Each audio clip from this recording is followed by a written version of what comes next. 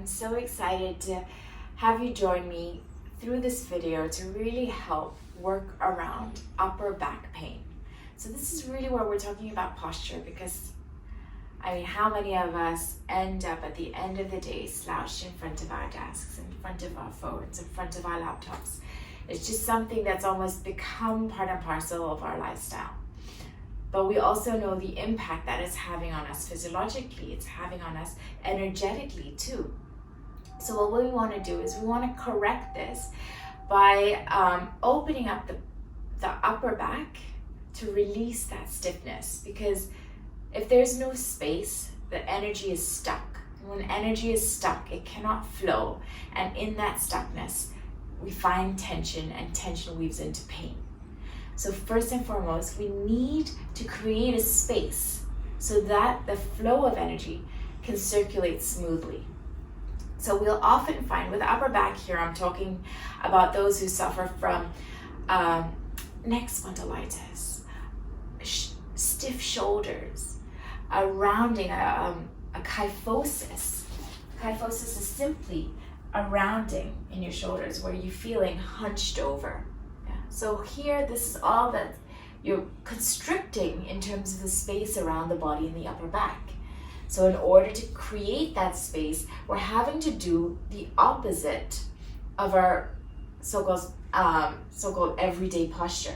So we're having to open, okay? We're having to extend, lengthen, extend, widen, so that there's space there for the tension to dissipate and for the energy to circulate.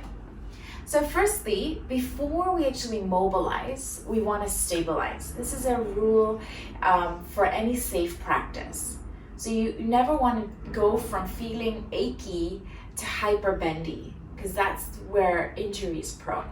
Okay? So before we do that, we need to strengthen. We need to make sure that there's a layer of muscle protecting these joints, protecting the posture, so that as we open, we're opening with confidence, we're opening in a sense of safety.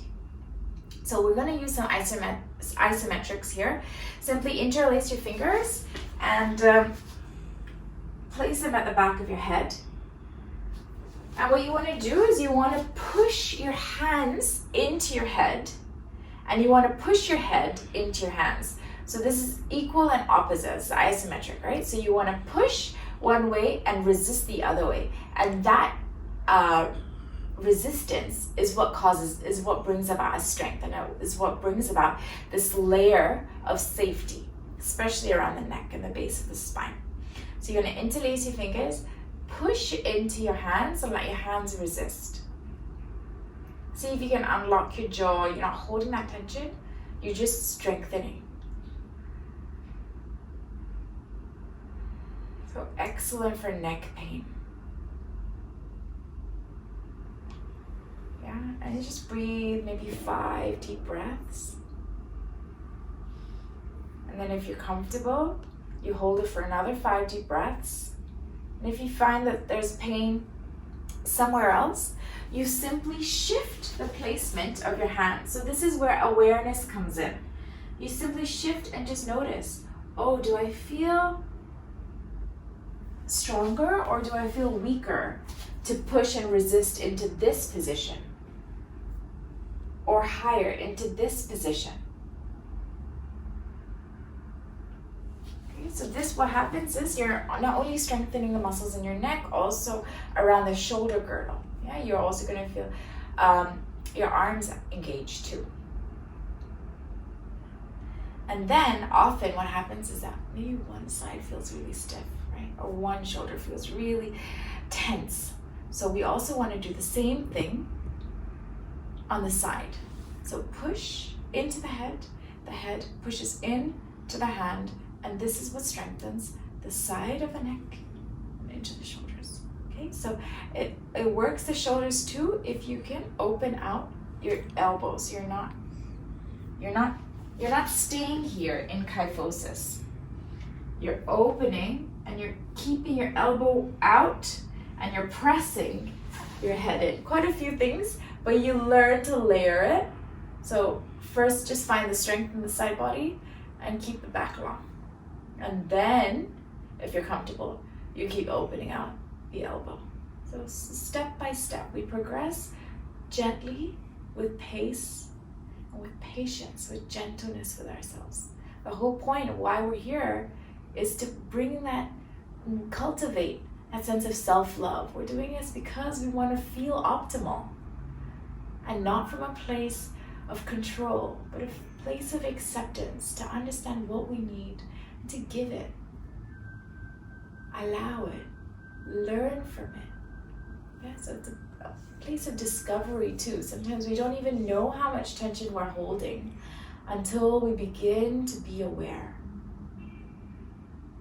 So push into the head resists into your hands.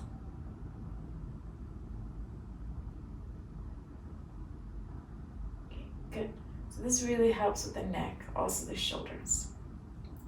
Next, basically I wanted to go through three movements. Okay, so there's mindfulness here. First, we want to create that isometrics in the neck and the shoulders. Yeah, so working the head and the resistance with the hand and the head. Second, what we're going to do is we're going to start creating more mobility in the spine and especially the upper back. And then finally, we'll work into some rotations around the shoulders. Okay. So to set this up, it's cat-cow. It's a very common pose. What you want to do is spread your fingers, bring your hands, shoulders distance apart. Your knees are in line with your hips. Yeah. So knees and hips are in the same line, hip distance apart there. And all I want you to do is start arching and opening and looking up. And exhale, rounding and curling and looking in. So you're looking towards your belly button. So this is really great to release and create that space in the back, in the neck, and then it also creating space up in the chest. So there's a balance in the front and the back of the body. Okay, so let it be led by your gaze. You're looking down and you're looking up. Okay, so the gaze leads the movement. And what leads the gaze? Your breath. Yeah. So you want to inhale as you look up. Exhale as you look down. Inhale as you roll up.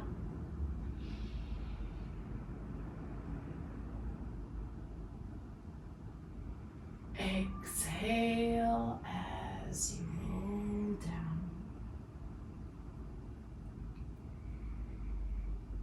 Inhale as you roll up.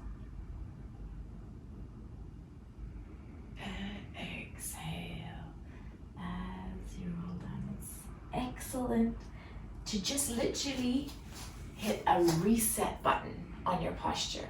Okay, once you find that full curvature of the spine, then you're not feeling like you're having to stay stuck in this rounded posture. You realize the whole range of motion and the comfort in having that neutral spine. Okay, the last one is we're working into our shoulders. So same pose as we started with the cat-cow, but this time you're going to roll one arm up and then exhale. You're going to roll it under and weave it under the hand. And you just breathe. You feel that rotation. Okay, so you turn your head so that one ear is on the floor. And you just breathe. Both feet are heavy onto the mat. Both knees are heavy onto the mat. Just work with the upper spine for now. Okay, so you can do this a couple of times. I like to do about 5 times. So I will inhale, open, exhale, roll down, and then hold it for 5 counts. So that's 5 deep breaths to just allow your body's stuck in a pose, in a posture that's tight, that's constricted all day. You need that time, you need that patience to learn and to teach it another way, to feel comfort in this openness, because it's not familiar. That's why the tension is there.